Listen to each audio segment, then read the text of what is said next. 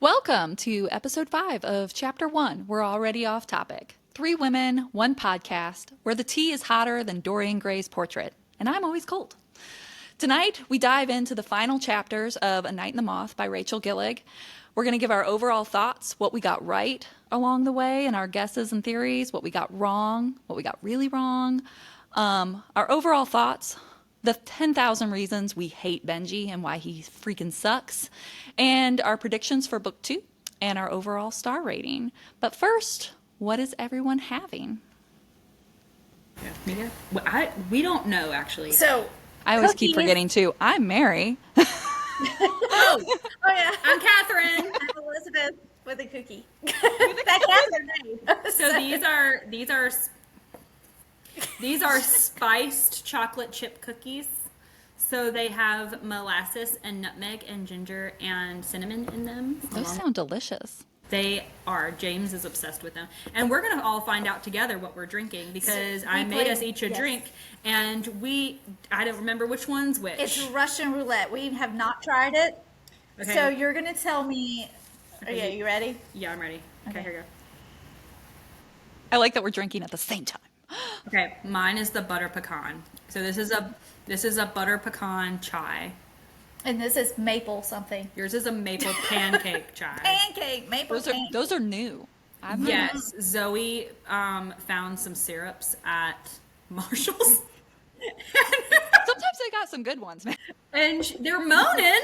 And she brought them this afternoon. She brought maple pancake, she brought the butter pecan, and she brought... So does it taste like a pancake? Does it taste like a pancake? Yeah. Yeah. Would you mix it in a chai?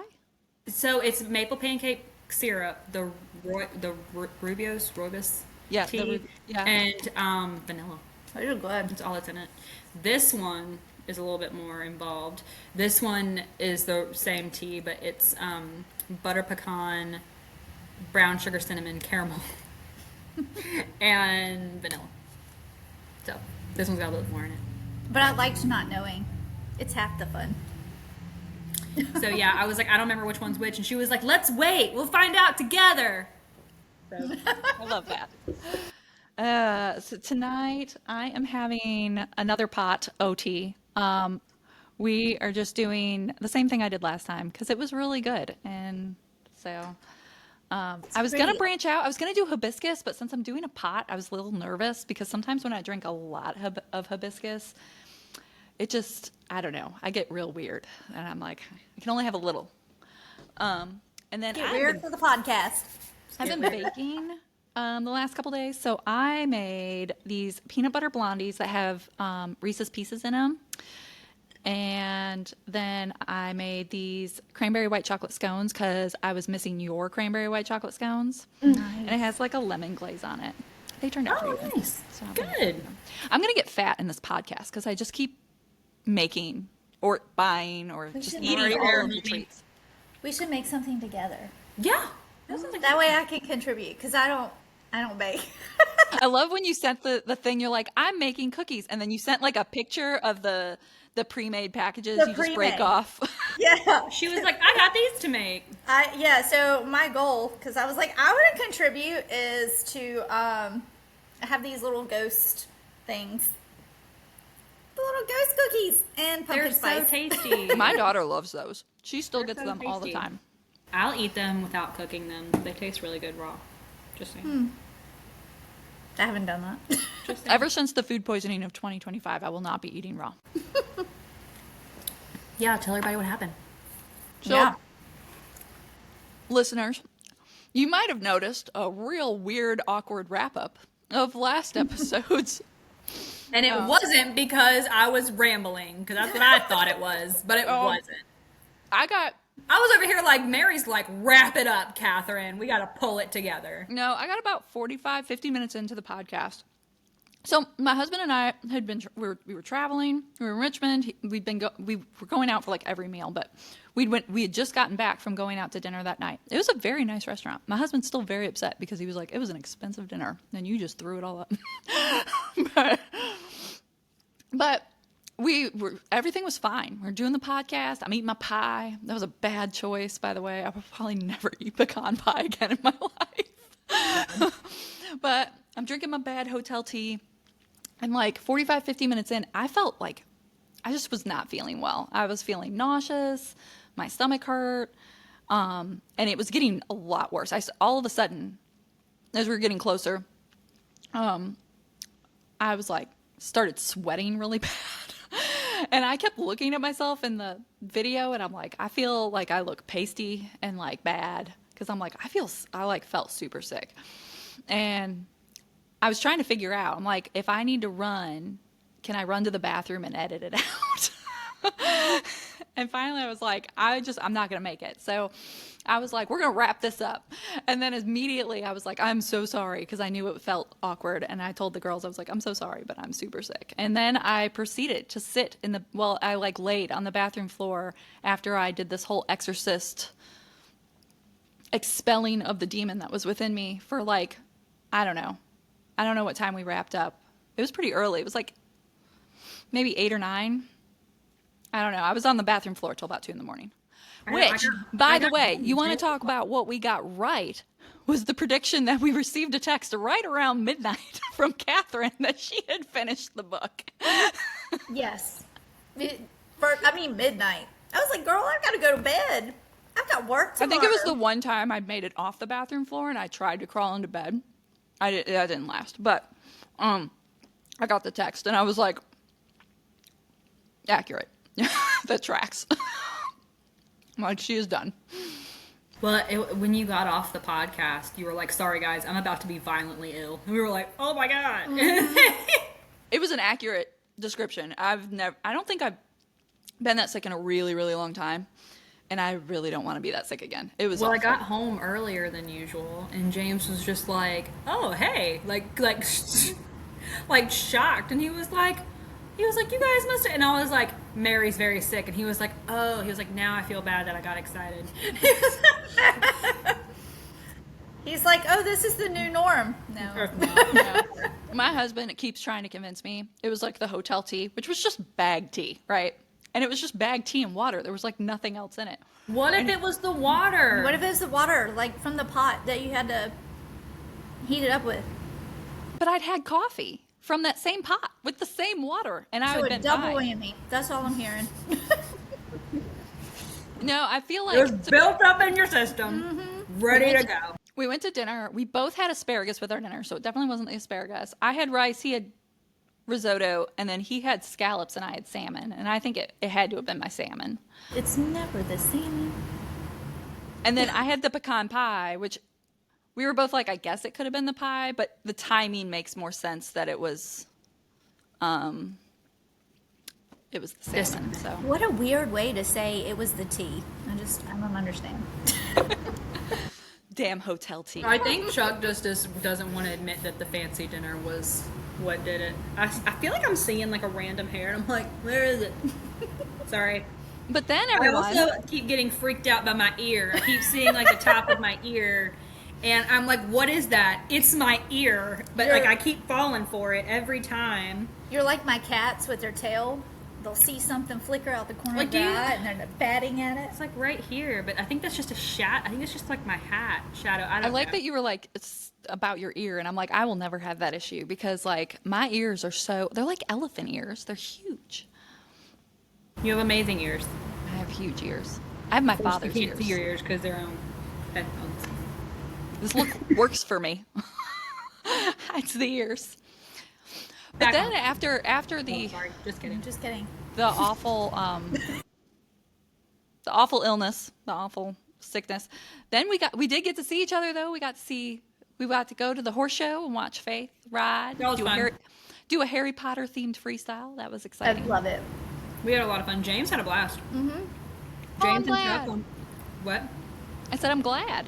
James and Chuck almost got trampled. Yeah. Big old horse. Big old gray horse. Got all in a tizzy. Got spooked. What was hilarious about that though, James did not move.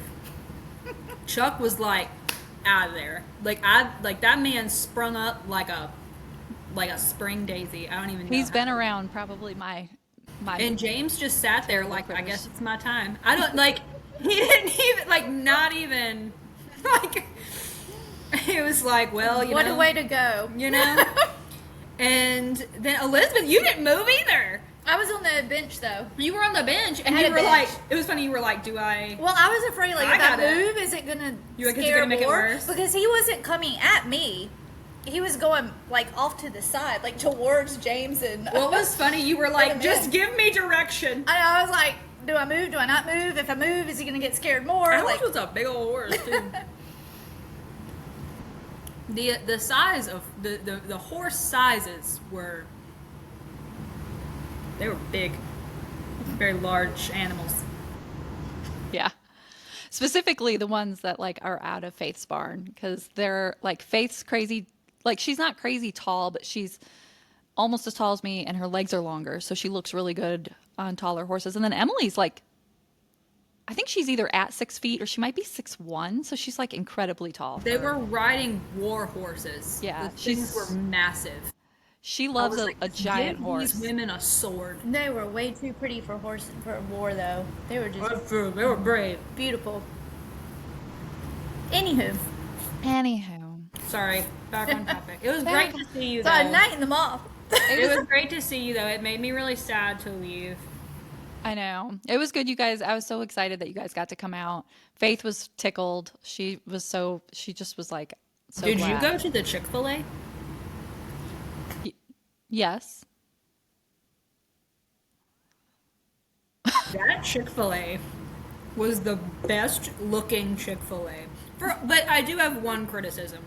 Why is the drive-through a million years away from the building itself? Like, We went in. We just went in. We like mobile the ordered. but then we went drive-through in. reminds me of an airport. Like, it, So, for anyone listening, this is the Chick-fil-A in Lexington, correct? Lexington? Yeah, Yes, Virginia? Virginia. Virginia. Compared to the Chick-fil-A in Danville, Virginia. It's a whole nother experience. well, James was getting on me. James in the back seat. Let me just tell you, he was backseat driving the whole time. Legit, backstreet For driving. one. But then we went to go get some Chick-fil-A, and I was like turning like you would to go to a drive-thru because it's usually at the building. And James was like, "Where are you going? Like, it's over here." And I'm like, why would the drive-thru be like 3 business days away from the building? And sure enough, it was over there with their little like kiosks that look like phone booths. Like, I don't know. It was very fancy. And then when you turn to go into like to the area where they give you the food, it's big. You got lanes the size of like the horses. Like, I don't know. Maybe they're just like prepped and ready for horse trailers. They're ready Maybe for the that's horses. what it in was. But Lexington. like, it was a very interesting experience. I did not get anything, but they said that the food was great. Yeah, it was good. So, Yeah, anyway. we toured all the fine dining establishments of Lexington, Virginia. We went to Chick-fil-A, Starbucks, Dunkin' Donuts. Waffle House. No, we did not do the Waffle House. That was in front of our fabulous, no expense spared Super 8 hotel. But we did go to the Why IHOP. We went to would the you IHOP that was stay in at the a truck Super stop. Huh? Why did you stay at a Super 8? Because so there's 2 things going on that weekend. There was the horse show, which was regional championships, which is huge, and it attracted thousands of people. So the hotels book up really early. And then also it was via my parents' weekend, the Virginia Military Institute. So like everywhere we went, there was like cadets. And so again, just when we went to book hotels, the nice hotels, we were going to have to stay like 45 minutes away. So, because they were already booked. But we could Well, the get in. Super 8, to be fair, was like right there. Right around the corner. Convenient. We did have to buy our own blankets, and we did have to buy some candles and some air fresheners. But we survived. And honestly, that's saying something. So Shout out to Super 8. shout out to Super 8. I did almost go buy some bleach, but we decided it would be fine. But you know what? You didn't get food poisoning there. I did not get food poisoning there. That's probably because there was nothing in the room to give you food poisoning. You got a bed. There was a TV. There was a chair. Did TV work? Yes, because I watched Forensic Files, so it did work. It's like all I watch when I travel to hotels. I'm like, you know what we're watching? Forensic Files. I feel like if it's something that's like, it's not a smart TV, I end up finding like Family Guy or Friends. Those are like the ones that typically are on. I feel like, I always end up or like some watching. random movie. Like it'll be like The Last Holiday with Queen Latifah or something. Like, it'll be, I watched The Mummy but I thought it just said, Yes. well, it said The Mummy, and I got Classic super film. excited, and I was like, yeah, Brendan Fraser. not It Brendan. wasn't. It was the Tom Cruise one. Oh, not I as did good. watch it though. I haven't watched it, but I know it's not as good. It's You not can't as beat good. Brendan Fraser. You just can't. It's just not as good. Not as good. Oh, I'm sorry. Okay, back on topic. Let's get back on topic. On topic. I don't even think we ever got on the topic. We didn't. We just flew right by it. So we finished the final chapters of Night in the Moth, in which we got our spicy scene finally. We got the reveal of the eyes, and we were right. We called it. She has stone eyes. So Yeah, them things. we got the final omen, which was the Weaver, the heart. That one broke my heart. Was it the heartful Weaver? Heart. Heart sore. Did they? Yes, heart sore Weaver. That did. It was. She was the only. She was the only omen I felt like. I don't want to be like that was worthy of being worshipped, but like even the townspeople, they went to the town and everybody like you could. It made people good people, right? And she didn't really want to be a god at all. She was trying to die. We learned that all the diviners are dead, thanks to the abbess. She was breaking their necks like they were like chickens. We learned about Bartholomew. We learned Bartholomew's backstory, that he was the original diviner. We were calling him Bartholomew before we knew that his name was Bartholomew. Like, I'll also point out that that Elizabeth, you were correct. Also, kinda and kinda not. You knew that we were going to see one again, but you thought she'd be I was alive. hoping she would be alive. So we did see one again. Just she was not She with us did. any longer. Yeah. That was a bummer. But it's I just was so kinda funny. ho- We were just like Bartholomew, and it turns out. I was kind of That's hoping his one name. would be like a Snow White situation, like Me too. she's only 'Cause in she a deep was there. sleep. She Yeah. was there, and I was like, I "Oh, was how like, are you "She's gonna coming wake her back." up?" Like, And then get they're her. like, "She's dead." But oh man, Yeah, I was like, "You gotta be kidding me!" did we get really bright? You did get really bright all of a sudden. It's a beam from the heaven. Electricity bill paid. You know what? I don't think I have paid it. I'm like, Well, I don't think it's going out anytime soon. yeah. Like, feel confident. We're still kicking. We're still kicking. Then we traveled back to the cathedral, and And we figured out that we did get some closure with the abbess before the thing ended. We Yeah. did get closure. I was took- very happy about that. we took out an abbess, who, I feel like she went out pretty easy. which I think was it Elizabeth? Were you the one who predicted she was made of stone? I think well, I thought we all kind of Assumed. predicted that Yeah. from the first one, because I was like, she's completely covered. She's got to be nothing but basically a gargoyle. But she was beautiful. She was made entirely of stone, but the way they described her, she was in that limestone. I guess because she had access to the water. I don't know if that makes a difference, as where the other omens, she was just giving them just enough every 10 years, so they kind of turned into that, nastier gargoyle type stone. And then we found out we were somewhat right about the other gargoyles, because remember we had guessed, hey, are they the They are. It turned out the they are like the diviners. favorites from every generation, But right? we were thinking like all like 1 through 5 were just going to turn into gargoyles. So it turns out 5 of them were getting sent around, and the 6th one would turn into a gargoyle. The favorite was turned into gargoyles. Yeah. Which, And because she was they were the most loyal and like devoted to the cause. So I feel like the abbess felt like that can make her little army. and She that's wouldn't why question her. yeah, and they never remembered. Bartholomew being a boy, he remembered, he was argumentative, he spoke up.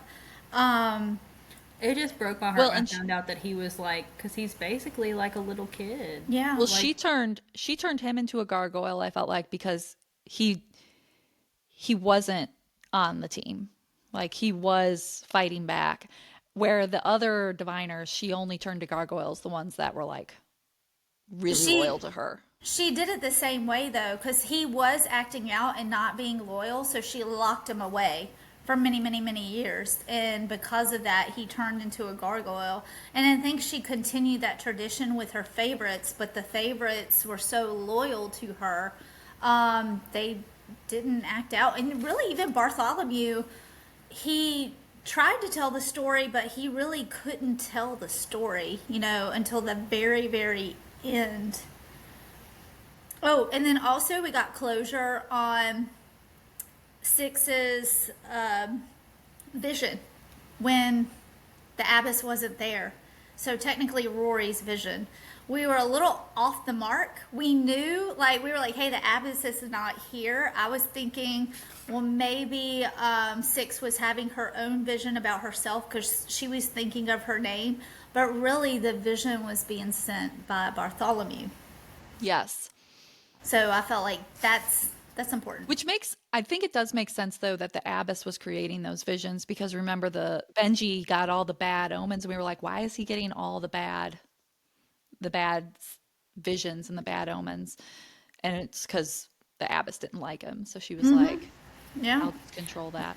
I also found this part interesting. It was talking about the gargoyle. There was when the Heartsore Weaver was talking, and because it was understood that the gargoyles didn't speak except for Bartholomew. Bartholomew was the only one that spoke, and the Heartsore Weaver said, to be a gargoyle, she rasped, is a very strange thing. The ones upon the tour do not tell the stories of who they are. Indeed, they hardly speak. I think because they do not remember what it is to be human. So they can speak, they just don't? I think because they do not remember what it is to be human, or maybe they're too afraid to disobey their master. Because it think does that's it. said they hardly speak. Didn't say they didn't or couldn't. Mm-hmm. So it's either maybe they were too afraid.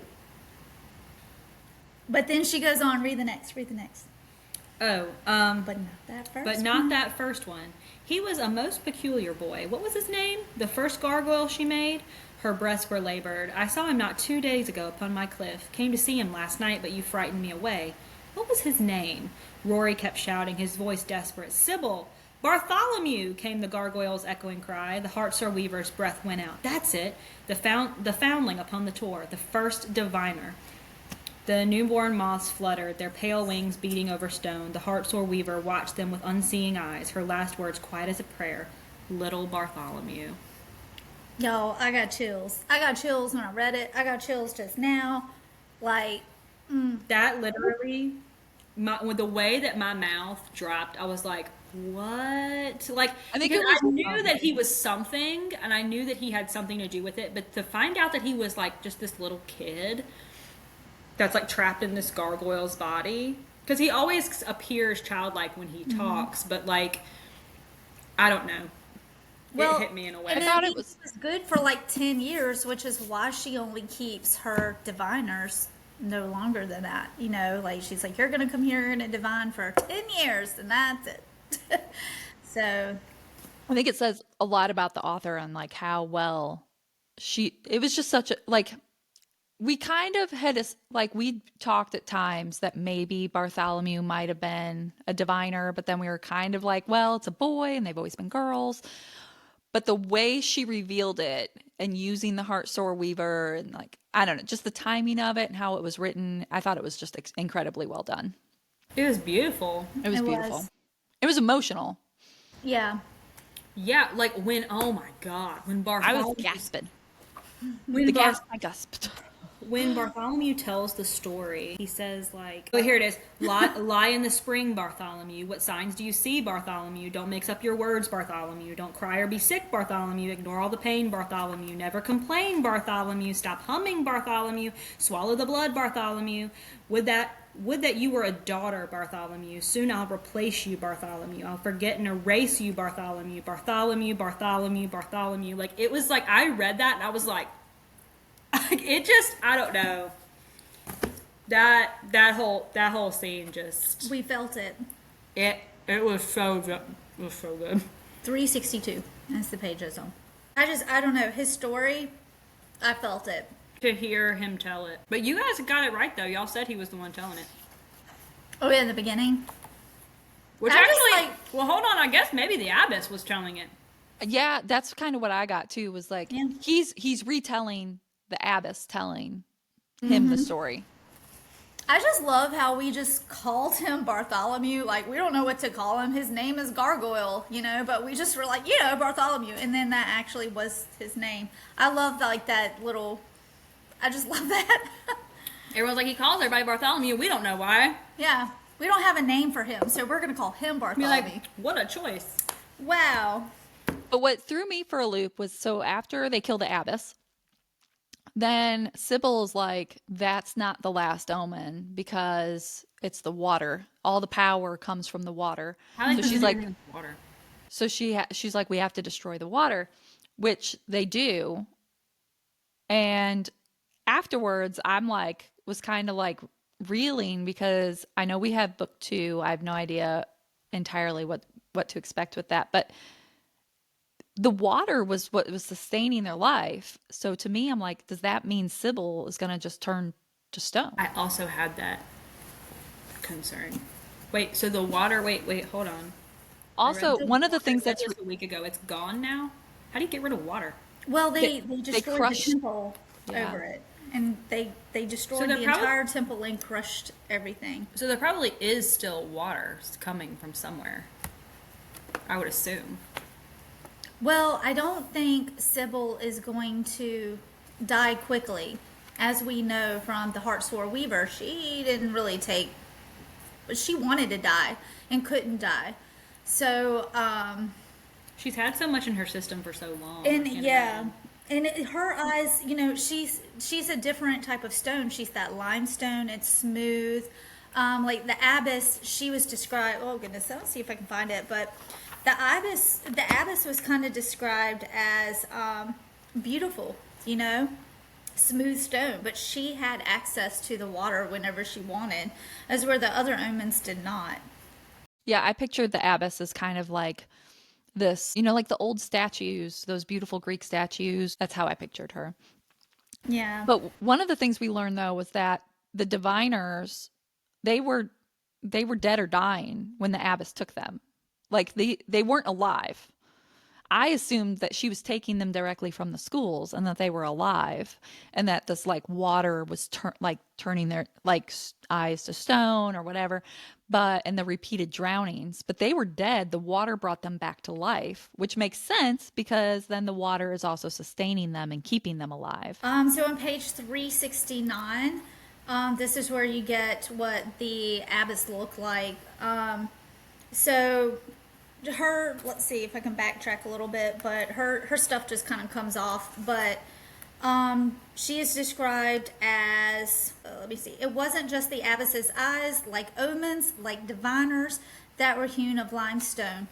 All of her was stone. She had no hair, her skin, lips, cheeks, just as pale as her eyes, only she was not a gargoyle.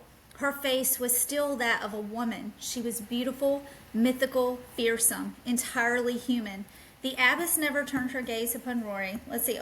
Let's skip that. Anyway, her pallid eyes remained ever fixed on me. She stripped her gloves, revealing smooth, unblemished stone arms. Were she a carving, a statue, she would be declared perfect. Her craftsman named a master. So there you have it. Beautiful. The question is, what does that mean for Sybil? Is she just gonna turn ugly once the water comes out? Is she gonna turn into a gargoyle? I don't know though, because she's had so much in her system over the years. Maybe she's built up like an. I don't know. I don't know how it works. But we destroyed the water, and then we get Benji's villain era. He pissed me off so bad. I mean, he's already making me mad. When he just reached over and stabbed Rory like that, and took his coin.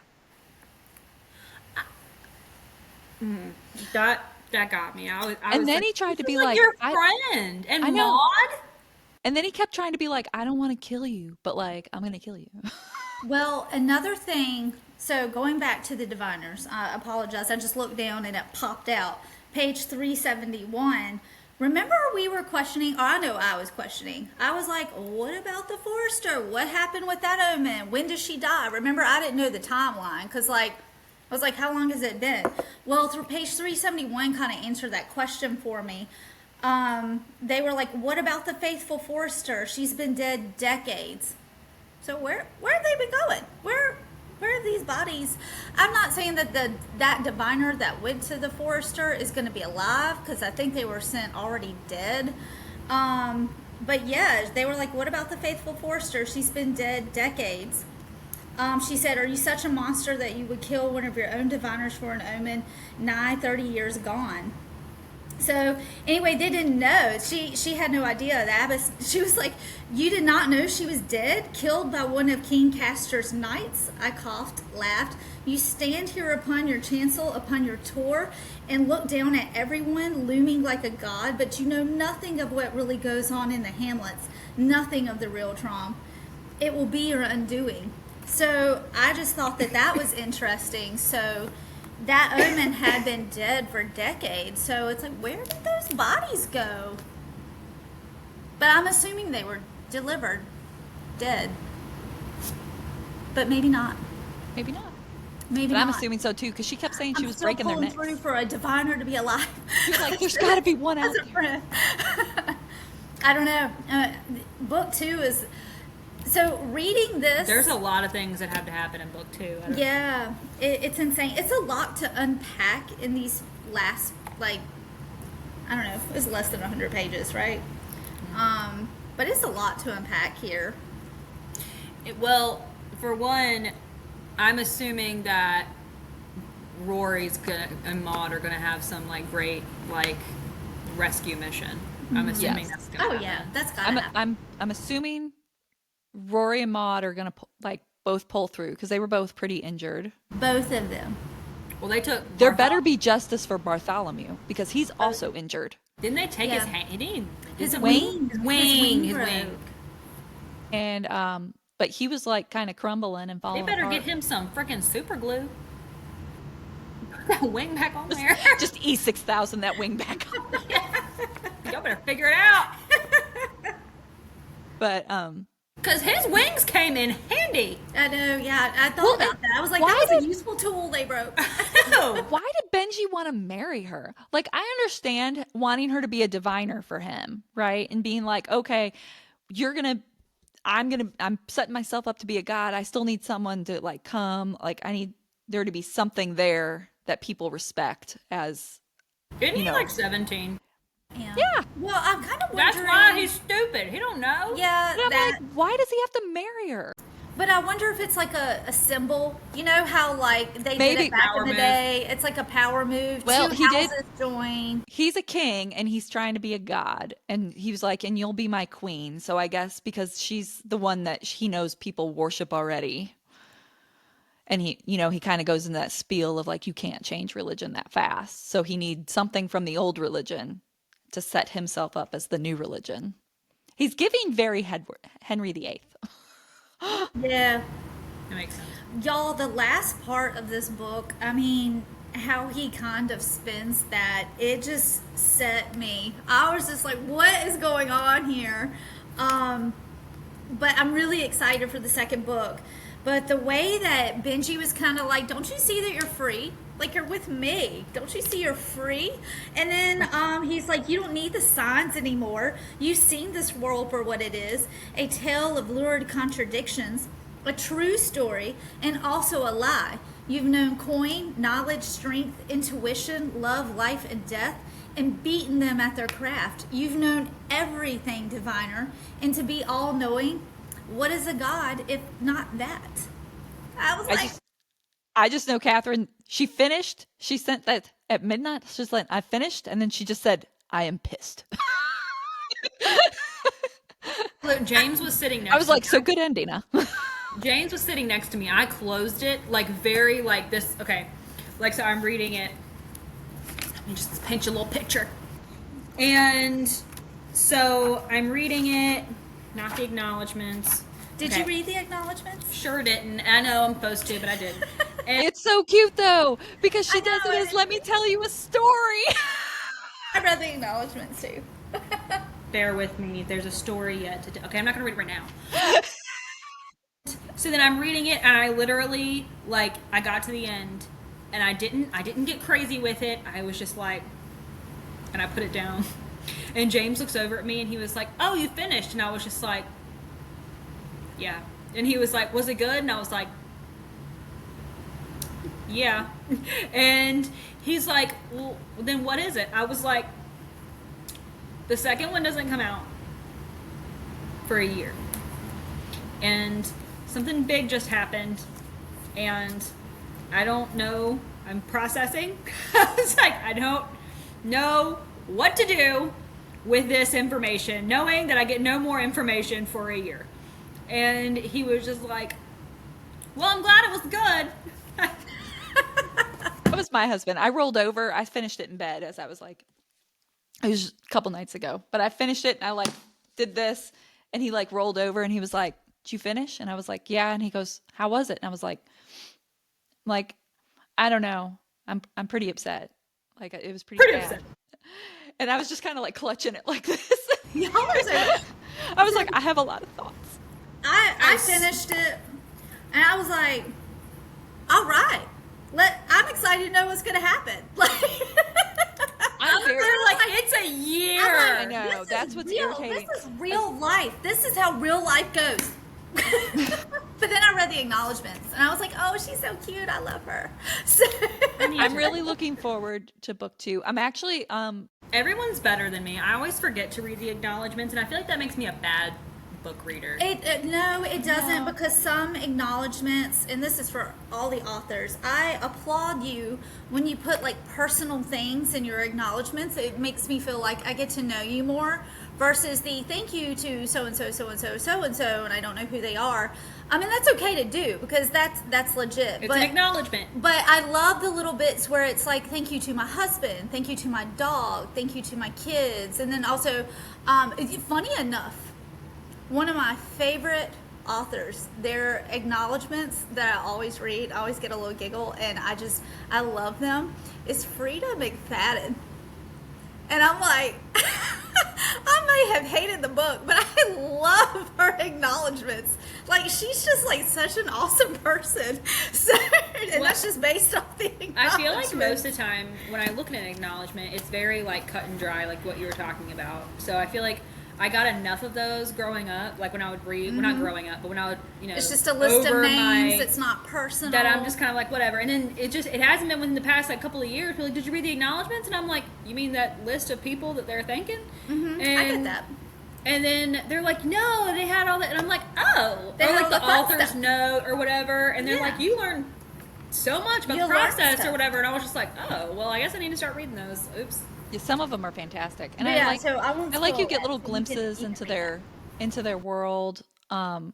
Sometimes I feel like I read a book one time and it was not for me. I finished it. I did finish it. I didn't DNF it, but it was like I was like, I'm not gonna probably pick up anything else by this author. I didn't enjoy it. But I loved her acknowledgments. Like her acknowledgments were the best. I was laughing. Like the book, it was supposed to like people were like, oh, I really like people said the book was funny, and I like did not find anything funny in the book. It just didn't. You were like, "I didn't Apparently, even." Me It was and in the acknowledgement. it wasn't my humor, but I did giggle a shit ton in her acknowledgments, and I was like, well, if she would have wrote her book like her acknowledgments, I probably would have loved it, but I just didn't. But I'm gonna be it picking happens. up a Frida McFadden book, because I'm reading these. My coworker and I are reading them together. She's just newly getting into reading, So she's reading and Frida. she's reading Frida. So I'm reading them with her. And that, her books are like hit and miss with me. I'll either love it or I'll hate it. I had a I'm like customer- up and down. But her acknowledgments, I'm like, I love her as a person. I had a customer describe, shout out to Caitlin Murray. I had a customer describe Frida as like potato chips, like kind of like Potato junk chips. food, kind of, Yeah. Yeah. like you just kind of like You just, yeah, snack on it. yeah. There's a lot of books like that. They're my like get me through books. They've been my I just need something light that I can tune out, something maybe quick to read that I don't want to have to like really think that hard while reading it. They're also really great when I've gone through some really rough periods where I've had a lot of like really high levels of anxiety, because when I have that, my brain won't turn off and it's just constantly telling me all these negative things at 100 miles per hour, or all these things to worry about at 100 miles per hour. And so it makes it really hard to read. And those books, where they're just a good story and they're fast and they're easy, I can do those. Like, am I going to be able to sit down and read like Catabasis? No, during a high anxiety time. But can I read like an Elsie Silver? Yeah. Can I Yeah. read Anna Huang? Absolutely. I'm going to blow through it I'm and gonna have a need to good time doing actually- it. I need to actually look at the new Anna Huang because not the new one, but new to me. Oh, he's the one where he can't talk. Well, he actually he Yeah. can talk, but he doesn't talk. Yeah, I need to read I that. really enjoyed I am that in a one. high anxiety time right now, and let me just tell you, I'm 50 pages into Alchemized, and she gonna have to wait Oh, yeah. because Girl. I can't do it. Love in Other Words by Christina Lauren. I literally almost read that within 24 hours. If I did not have to sleep She had that neck going. and go to work the next day, it would have been done. Like, that was a sit down, could not put it down. But I don't know why. I don't know how they write their main characters, their thoughts and feelings. I'm like, this is me. I am feeling this. That is me. So I guess I just connected it. I have nothing to do with the story. Like, the whole plot of that, it's never happened to me in my life. But their feelings, they were my feelings. You don't get that. Like, I can empathize with you, girl. I was like, man. I'm also like- reading Red Rising right now, and I like Red Rising a lot, but also with Is it heavy? with the anxiety, I keep looking at it, and I'm just like, you know what? Maybe tomorrow. When are we going to interview him? Hey, oh, do you know who's getting to interview him? Freaking Steven! I'm so fucking jealous. Like, God damn it. I saw it. Well, you One day, Mary, You, one well, day. you texted us, and you were like, "Steven gets to interview Pierce Brown." I'm so jealous. Be for him, but also, damn it. Yeah, I haven't. I guess I need to text him about that and just be like, "Hey, congrats on your Pierce Brown interview." Well, Speaking of super cool author stuff, though, I think you guys have a little treat for our viewers, We for our do. listeners. which one are we doing? Oh, Let's do the big one, and then we'll talk about the little ones. Okay. Okay, so you say the words. I will present. She's say gonna the Vanna words. White it. You ready? Like, what are the words? Well, tell Just make them up as you go. who donated this item. Okay, so one of our awesome customers, Nicole, shout out to Nicole. Shout out to Nicole. You're the best. She donated this copy of Night in the Moth Look at how beautiful for a she is. giveaway. Yep, yep. For a giveaway. Show Yeah. those edges. Oh yeah, strip her How off. pretty! Straight from the cathedral, straight from the tour. Do a little strip tease. Show the inside cover. Oh my god. And like, if you look, it's got like, gosh, it's so stinking. We're gonna post this too. Yeah. You don't have to just. You don't have to be like, what is going on here? Okay. And then that's the other side of the cover. Reversible. It's reversible. And then, of course, so you've got this, and then, hold on.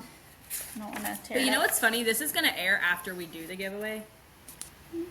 Probably. So it's the Right. letter from the author. I won't post it till after this episode, or I'll post it the same day this episode airs. The giveaway? Mm-hmm. Oh, okay. Because I was like, if you post the giveaway, like, tomorrow, then they're going to read it, or not read it, watch it, listen to it, however you consume media. I'll just schedule it. Show them the thing. I'll schedule the post for when this for the same day that this episode airs, and so you can. It'll be. I feel it'll be a like surprise. we could maybe do something with this sooner. So the thing about this is from Fairy Loot, right? And it comes with a letter from the author. So the letter from the author is in here. But one of the things that did not happen is that it didn't get signed. I don't know why. Most of their stuff gets signed. But it doesn't matter. But wha-bam! Oh, wha-bam! we got signed book plates from the author. She is amazing, so sweet and kind. We got have signed a lot book of plates, signed book plates. and we got some awesome bookmarks. Night in the Moth bookmarks. So we're gonna do something with this. And So with what I this. can do, I can feel post. like these we can do before. We could can put do- one of these with this, but then I For feel sure. like This is going to these come with this, a bookmark, we and the could signed do- book plate. before maybe. I can do a teaser to pay attention to this episode that there's a special surprise posting the signed book plates, and then we'll reveal the big prize right before this episode drops. And what do we want them to do, y'all? We want them to We want you. follow our Instagram, share the Right. post, comment.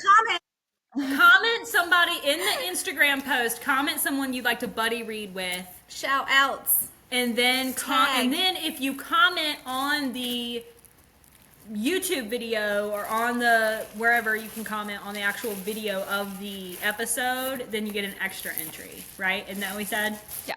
Am I correct? So on Instagram, if you need to follow us, like and share the post, and then comment someone you would like to buddy read the book with. And then if you comment on the video, on this episode, then you will get a second entry, and we will do a drawing. It's legit. We will post the drawing on our Instagram, because I was like, we could do it in the next episode, and I'm like, no, we can't, because No, that we will be- can't. So what we will do though is we can do the drawing and post it on Instagram and shout out the winner. The winners. So, winners the. And I'm thinking, like, for these, I'm kind of like, we're still kind of chatting about these because we have a good chunk of these. So I'm wondering if 3 of them might be missing. 5, 6, 7, 8, Technically 4, because one's going in this box. 10, 11, 12, 13, 14, 15, 16, 17, 18, 19. So we have 19. So 16. So we have 16 book plates. So I don't know how we want to distribute those. Same way. Oh, so like it'll just be like, and I'll so post- this person gets this, and these people get this. But I'll do a teaser. So I'll do a teaser post that they need to pay attention for the big prize. Like that, we have a big surprise coming up in episode 5, and in that teaser, they can like, share, follow, and comment, and they can get an entry for one of our 16 signed book plates.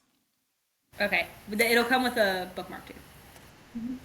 Yeah. I like their boxes. This is really cute. I love how you just keep the box. It's amazing. So thank you to Nicole. Thank you to Rachel Gillig, who was amazing by sending those out. What is our star rating, y'all, for 5. Night in the Moth? She said no hesitation. 5. No. 5. Top 5 of the year. Love it. Loved it. Okay. Elizabeth? Do you want me to answer? Elizabeth's like, I'm busy. So I Put the box down. put it down. So I say this with love. So for me, it was a 4, and then it kind of increased. I know right before the spice scene, I was about a 4.75-ish. Then Bartholomew happened, about 4.9. Kept going up. And then the ending, whom we love to hate, honestly, it was a 5 for me because of the ending.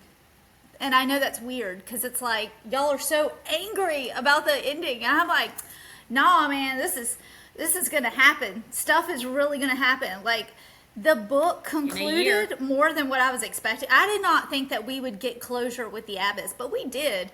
So I feel like with what we know and with the spring or the water being destroyed that we know of, and then with Bartholomew, and then whatever gargoyles are still left. I don't know if they're all dead, if they've all been smashed, but honestly, the ending renewed my interest to where I'm going to be like, I will read this before I read her second book that comes out in a year. Throughout, I felt like I was vibing and it was good. And so it has been a 4 the entire time. But you know how y'all had a hard time like stopping and waiting and not reading ahead? I was okay with it. I wasn't like, oh, I gotta do it, because I felt like I knew the formula. I felt that, I was like, oh, okay, I see a pattern here. Is this gonna be, we're gonna go out, we're gonna get the omens, we're gonna kill them. Like, I felt like I knew where it was going. But I really enjoyed the end where we don't know what's gonna happen with Maud and Rory. Benji, what the world. I tried with Benji. I tried to be like, no, he's going to be a good guy. I tried. You really did try. But I'm actually really excited. She pulled a Mary with the devil's advocate. Yeah, I mean, you got to have them. But I'm really excited to see where the author is going to go now because she literally has taken everything out. And I'm like, man, girl, what do you have up your sleeve? What is going to happen? So definitely going to reread the book to make sure I don't miss any clues. And I want to make sure I have it straight in my head, like the questions we have. If the spring is no longer there, what's going to happen to Sybil?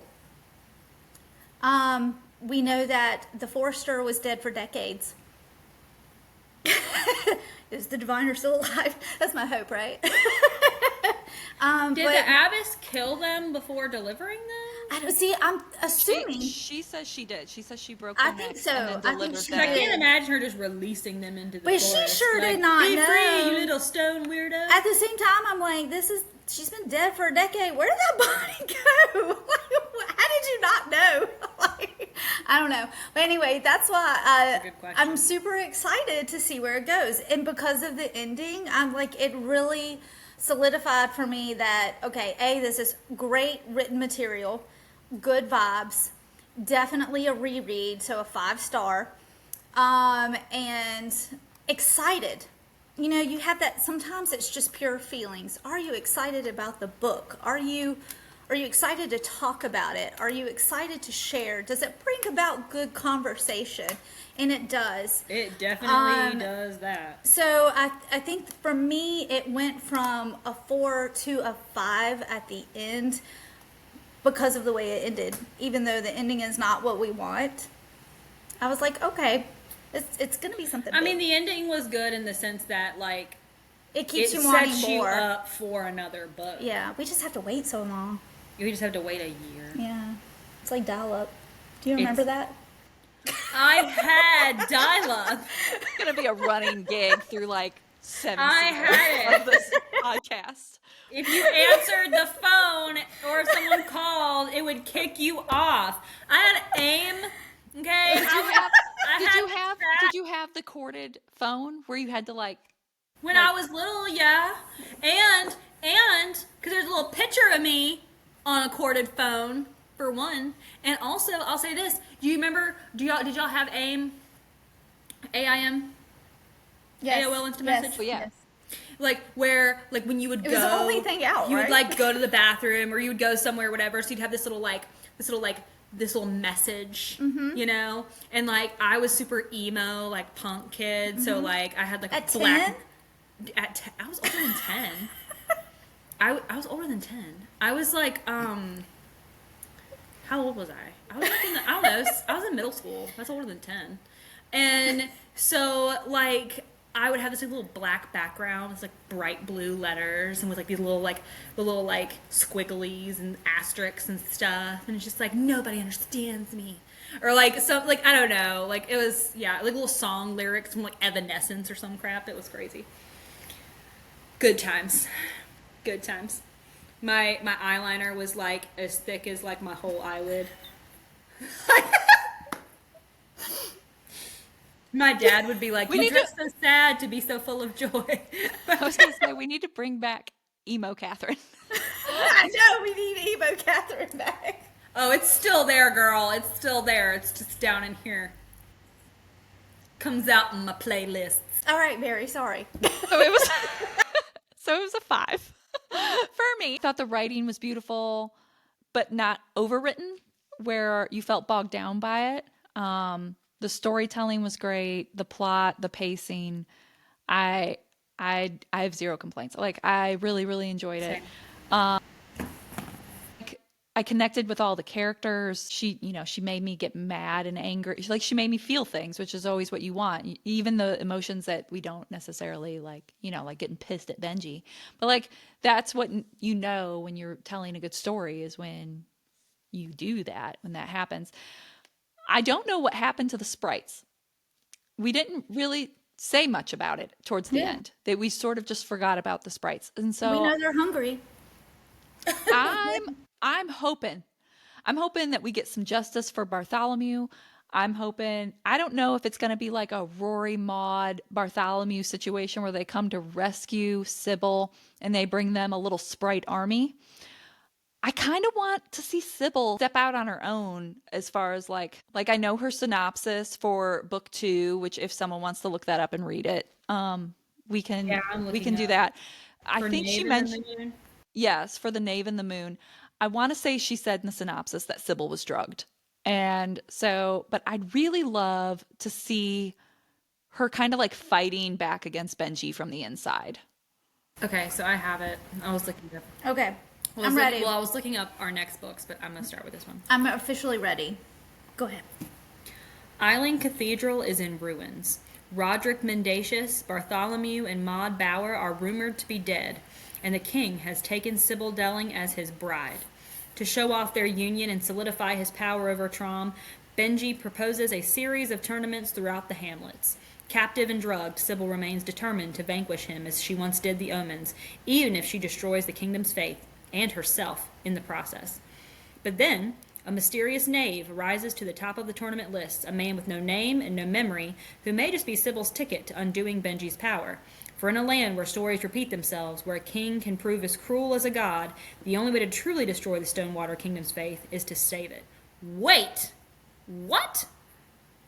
Well, that sounds like freaking Rory, but it doesn't have a memory? That's what I'm saying. Could it be Rory? If he It's has gotta no be memory? Rory because Bartholomew calls him a knave twice in this book. It's got to be Rory, and it makes sense that he would rise to the top of the tournament list because he was like the I believe y'all read this badass. before you finished the first book. I didn't read that. I didn't know this part. Well, I read all of it. Oh my gosh. I feel like sitting here like, y'all knew this. I don't remember the memory thing. I don't remember the memory thing either. That's what I'm saying. Like I knew But that's a twist. Yeah. Is it Rory? Is she That's gonna the like? guess. Is she gonna throw in another dude? Because I like Rory. It's got. Tamlin. No. I'm just kidding. Did you say Tamlin? Hamlin. Oh. Okay. And it would make sense that he has no name. Rhymes.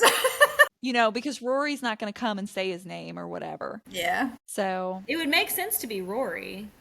and if But he the was no that memory injured when he thing. left, I wonder if he lost What's his the point of memory. him going into the tournament if he has no memory? I don't know. Like I'm like, what? Okay, Guess we're I about got the to next find one out. up whenever you guys want me to read it. So starting next week, we will be diving in to our next read. So for anybody who wants to join along and read along with us, we are going to be reading Direbound by Sable Sorensen, which is sort of pitched as a fourth wing, but instead of riding dragons, we're riding wolves. So, It says Fourth Wing meets the Hunger Games. so take it away, Catherine. Excited. Okay. Only the worthy survive the bonding trials. She'll risk her life and her heart to be one of them. Marin Cooper has always hated the bonded, elite warriors who form mental links with the massive, vicious direwolves they ride. While they live in luxury, Marin struggles to keep her family out of poverty. When her little sister Selah is kidnapped, stolen across the border by the immortal monsters her country has spent centuries fighting, Marin's world falls apart. Desperate to cross the front and save her sister, Marin enlists in the army and is thrown into the deadly bonding trials where any mistake will cost her life. I'm seeing the Hunger Games comparison. Now Marin must survive 4 months of training at the castle. She is bound to a feral direwolf who refuses to communicate. The other trainees would love to spill her common blood, and her cold and beautiful instructor, Therion,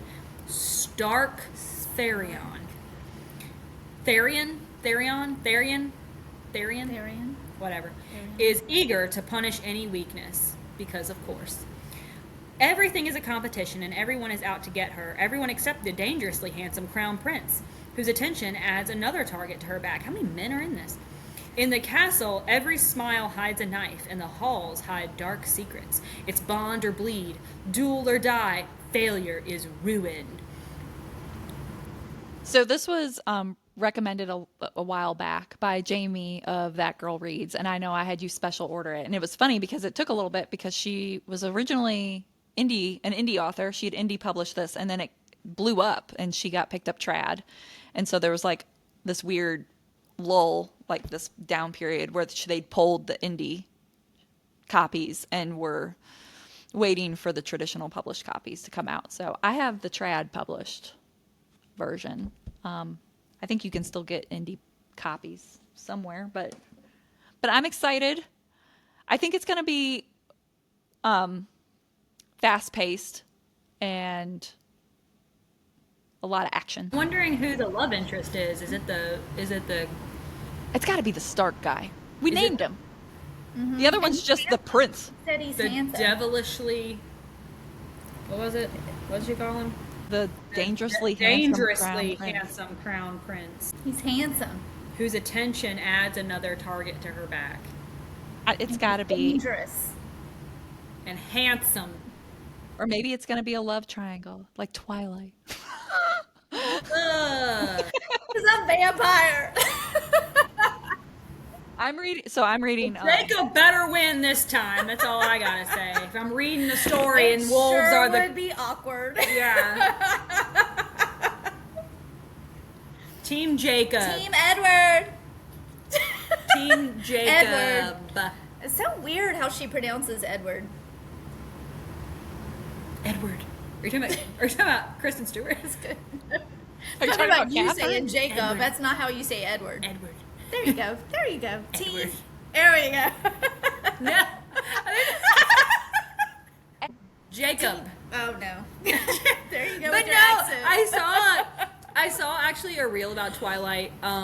There's this lady who's like freakishly obsessed with Twilight, and like all of her content revolves around Twilight, and it's pretty hilarious. But she was talking about how how they were described in the book as like sounding like marble or something, and she was She does the thing with the clacking. like, so when they what did she have? She had She's like two porcelain bowls. She had like Isn't she? bowls, and she was just smacking them together. That's plastic. You don't have anything marble, do you? I have. Hold on. These things are.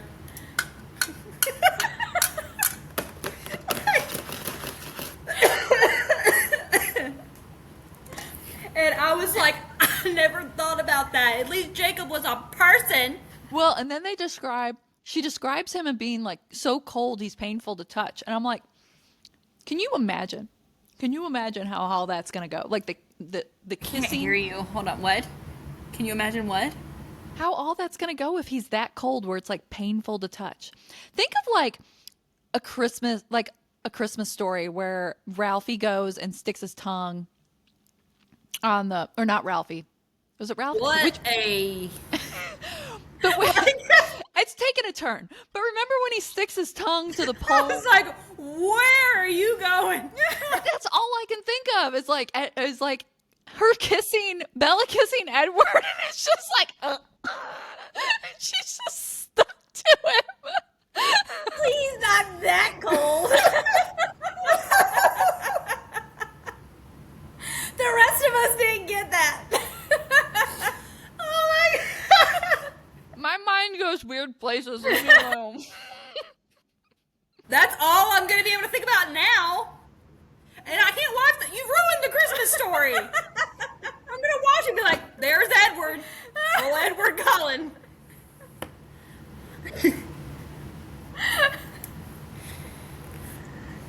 Can't breathe.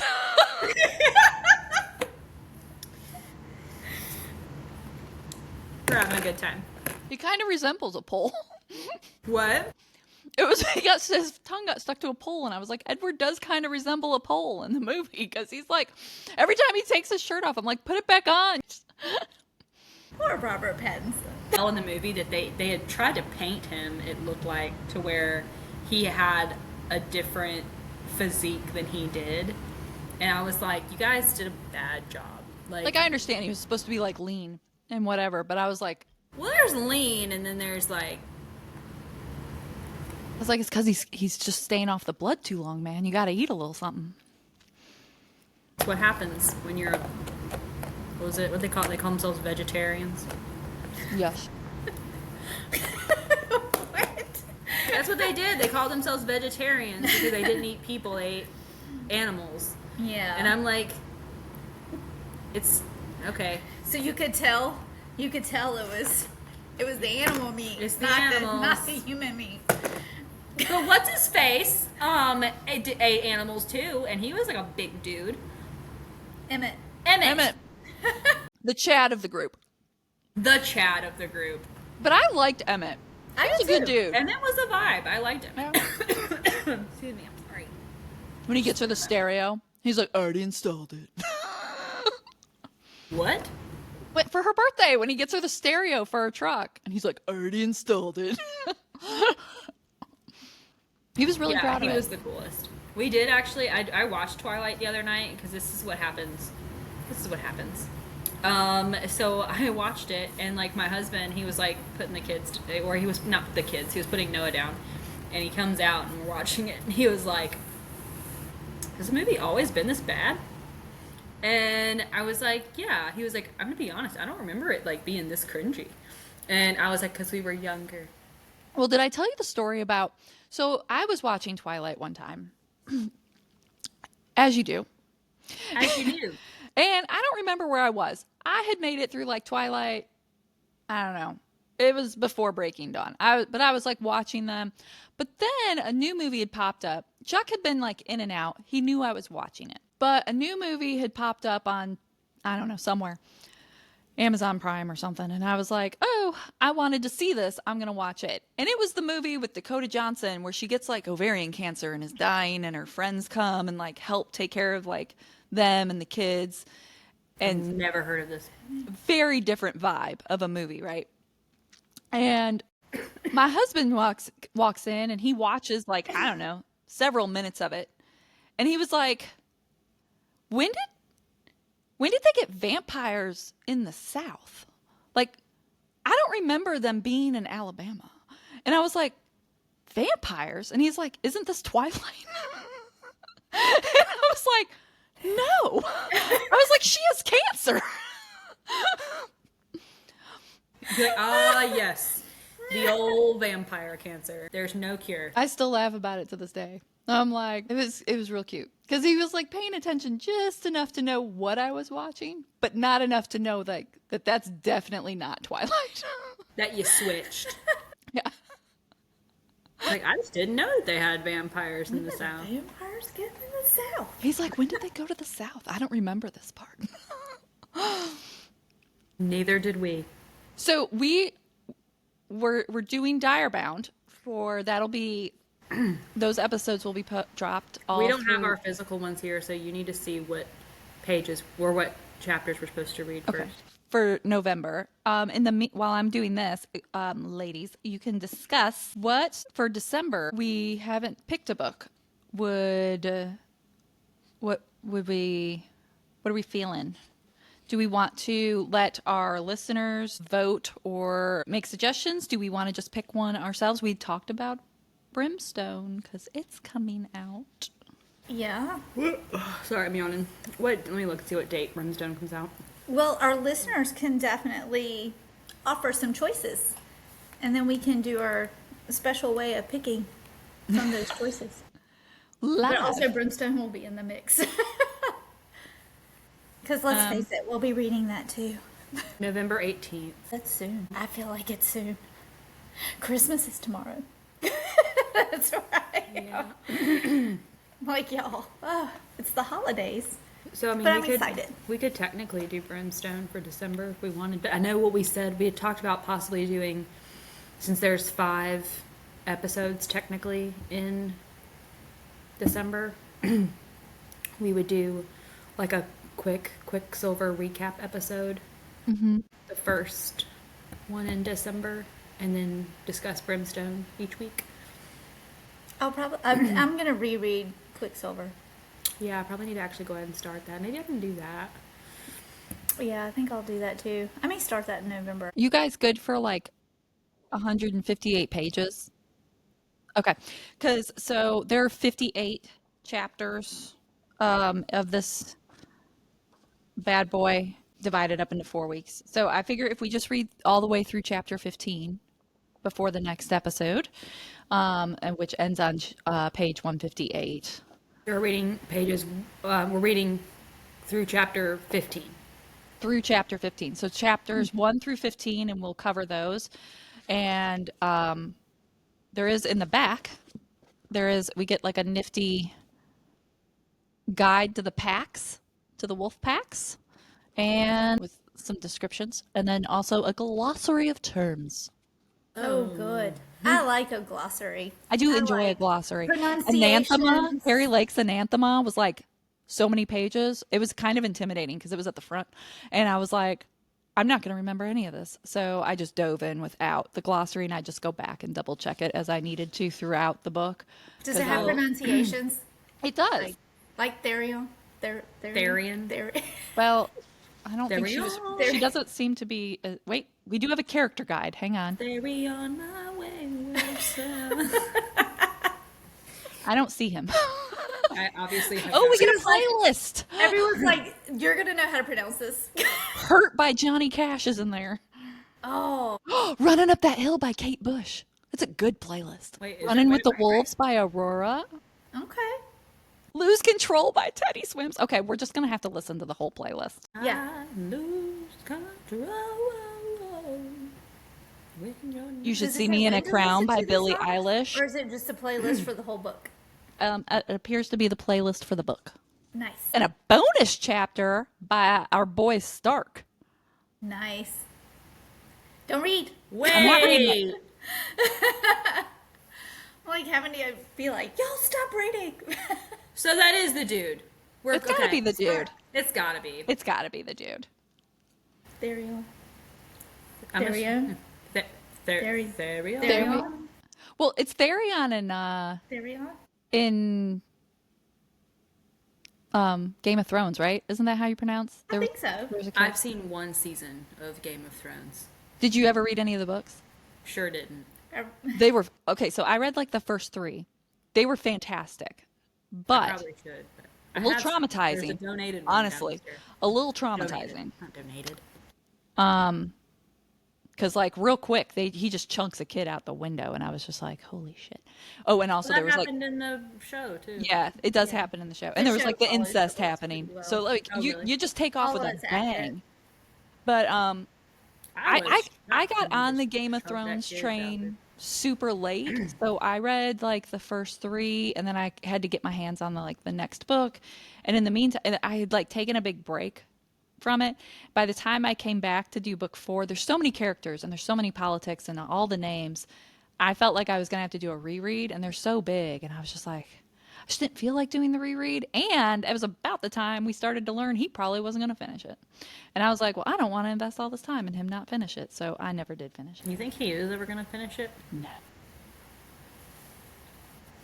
Dang HBO. There's a lot of theories. A lot of people, some people have said he killed off a character too early and he shouldn't have, and he needed that character to finish it like well. And then some people say he wrote himself into a corner. My husband's theory is that he did write, like he hadn't finished it, but he had plotted the final book, and he gave those notes to the showrunners. And then when the final season aired and it was so like people were so pissed about it that he was just sort of good old George R.R. was like, well, won't be writing that book. Honestly, that's my theory too. I'm right there with your husband, Chuck. I was like, I guarantee you he told HBO how it was going to end. And then when people reacted the way they did, I was like, y'all aren't getting that book. Not anytime soon. I heard my timeline was like, Because I would have done the same thing. I would have been down like, for well, weeks over we're that. just going to take a break.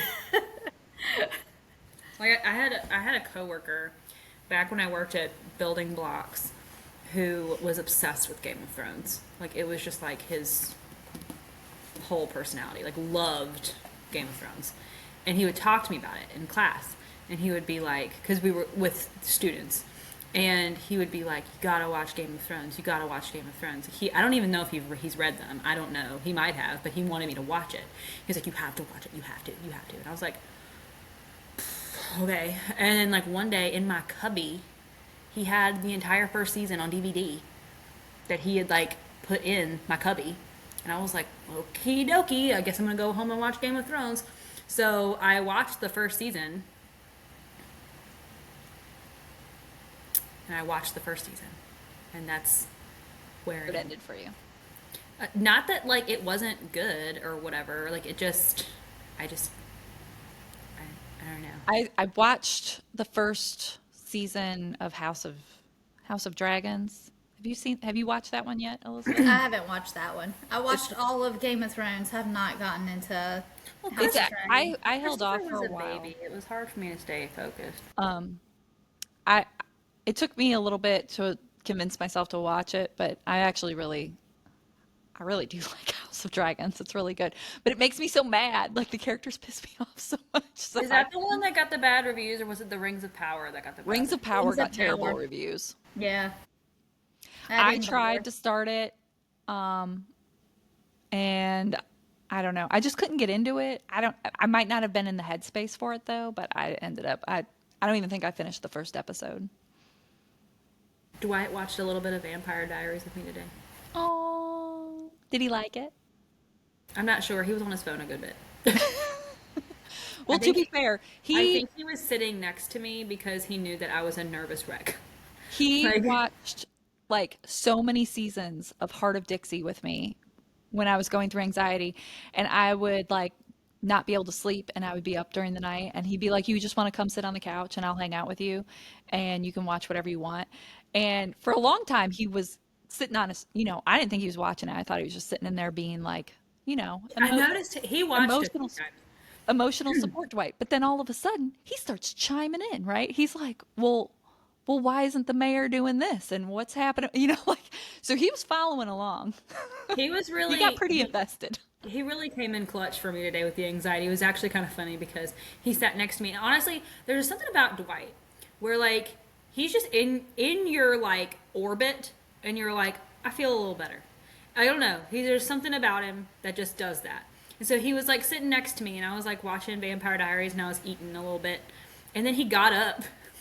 He got up to go get like a sip of his drink, but I didn't notice what he was doing, and I didn't say anything because I didn't want to be like, "Come back."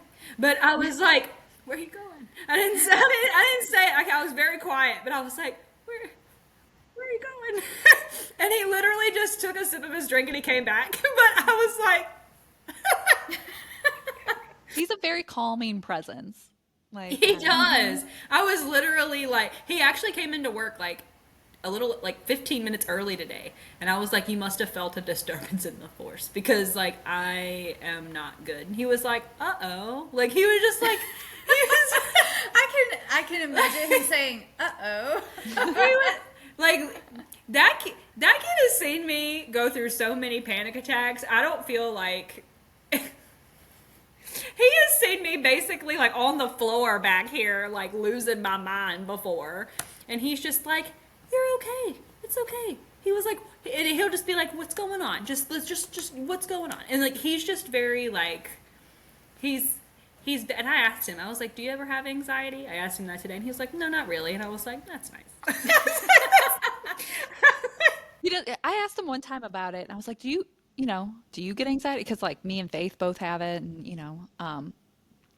and he's like, well, sometimes. And then I was like, well, like when? And he was like, well, when I was doing Civil Air Patrol and we did the gliders, and he's like, I got pretty anxious, and I was like, no, that's just normal fear, like that's just. Like, And I that's do the good kind. I do know, like, he doesn't get anxiety the way, like, I think me and you get anxiety. He doesn't like change.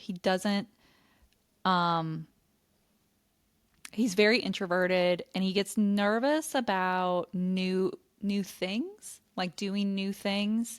Um, but he doesn't get the same anxiety like what we get. I think he just gets normal, like, I'm an introvert, type anxiety of like, oh, I have to go do He's the something new. best. But he's so cute though, because like I'll be having a whole meltdown, and he knows I spiral, and and one of the things that like I need to do is like get my mind off of it. And so he'll just be like, let's go to Michael's. Let's go shopping for crafts. Let's get you a craft. He's such a good dude. I'm. He's awesome. He's Loved White. he's gotten me a puzzle before and then like sat me down. He's like, "All right, we're puzzling right now." It actually sounds like a really good idea. Now I want a puzzle. I have a puzzle that I'm actually like so me and James have a little like staycation weekend this weekend. And so I thought maybe we could do a puzzle. But I don't know. Puzzles are always fun. We'll see what happens. Gonna be in your cozy staycation era. I know well, we can't really go anywhere right now. And mom and dad were willing to take the kids. So I was like, honestly, it's going somewhere, staying home, it doesn't matter. We're just together. So, yeah. All right. So we pick up next week with the first 15 chapters of Direbound and our thoughts, our theories, and a lot of not on topic conversation. Anyway, we will see everybody next week. Please remember to hit like, subscribe, and to enter the contest to win your chance at the super fancy edition of Night in the Both. And the The the stuff. book plates and the bookmarks.